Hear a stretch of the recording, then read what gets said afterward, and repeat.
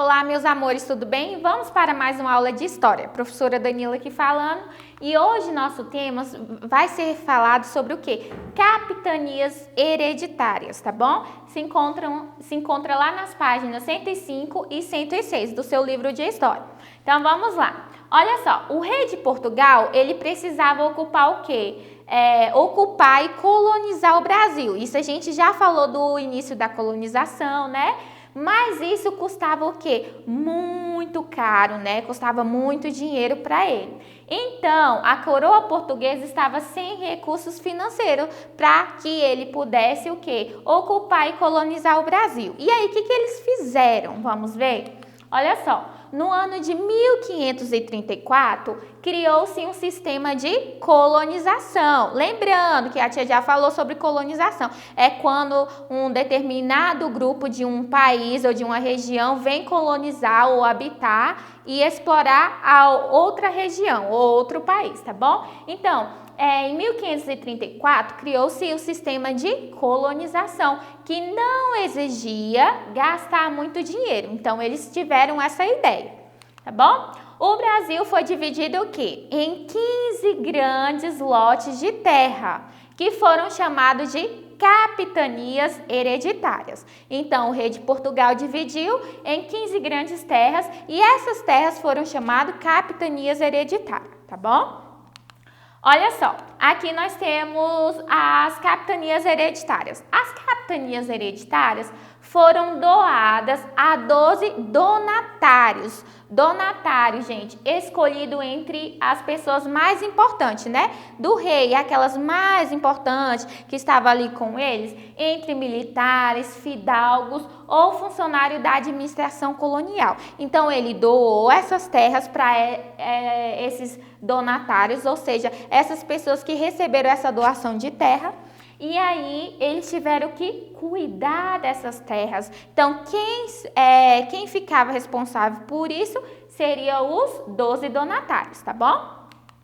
Olha só, o que é donatário? Vamos ver aqui. Donatário é uma pessoa que aceitou ou recebe uma doação. Ou seja, o rei de Portugal doou a eles o quê? Um pedaço de terra. Então, eles receberam esse pedaço de terra e deveriam fazer o quê?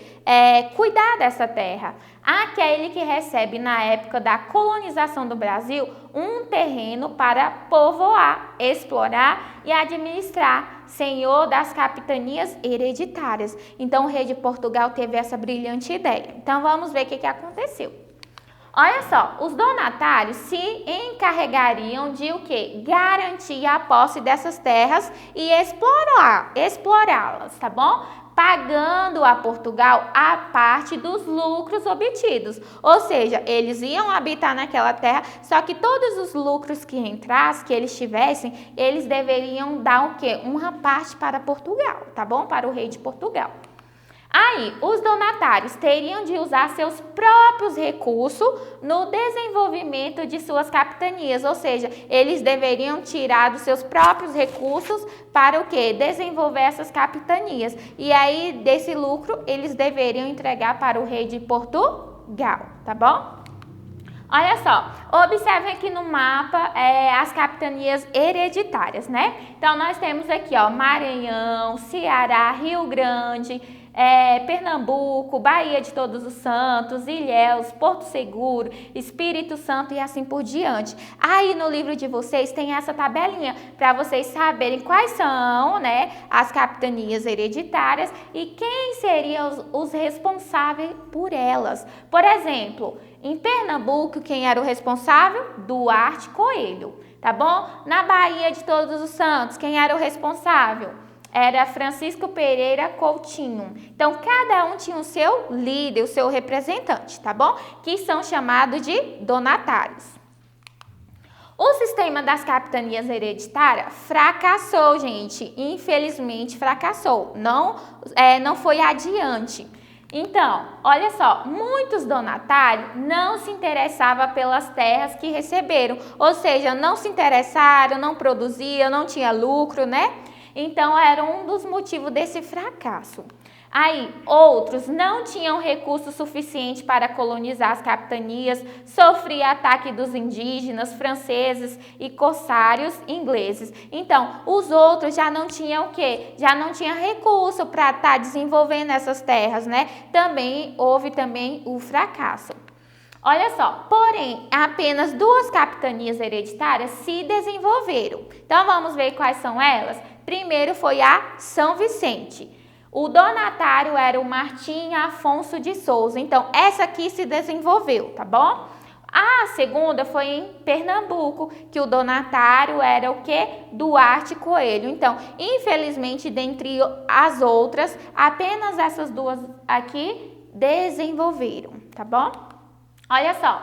São Vicente prosperou devido ao cultivo do quê? Da cana-de-açúcar e a criação de gado. Então, eles tiveram muitos lucros devido à criação de açúcar, ou criação da cana-de-açúcar e criação do gado. E a de Pernambuco se desenvolveu também pela criação da cana-de-açúcar, pois o seu solo chamado massapê, presente no litoral nordestino, era excelente para o cultivo, para a agricultura. Por isso, houve o desenvolvimento da cana-de-açúcar. Devido à falta de sucesso das capitanias hereditárias, o que o rei de Portugal fez? Ele decidiu participar do processo da colonização. Então, antes eles só mandavam as pessoas responsáveis e falavam o que elas deveriam fazer. Agora ele decidiu participar desse processo de colonização, tá bom? Para isso, criou no Brasil um governo geral, chamado de governo geral, que tinha como objetivo, ou seja, com a função da assistência a todas as capitanias em nome do governo português. Então, esse governo geral é nosso assunto da próxima aula, vocês vão saber o que é o governo geral. Como as capitanias não deram certo, surgiu o quê? O governo geral, que tinha que, o quê? O objetivo deles era dar assistência a todas essas capitanias que fracassaram, tá bom? Então, o que vocês deveriam fazer? Vocês deveriam fazer nas páginas de história, a atividade da página 107 e da página 108, tá bom? Faça com capricho, dedicação, deixe seu comentário aqui embaixo do vídeo se você gostou, tá bom? E beijinhos e até a próxima aula.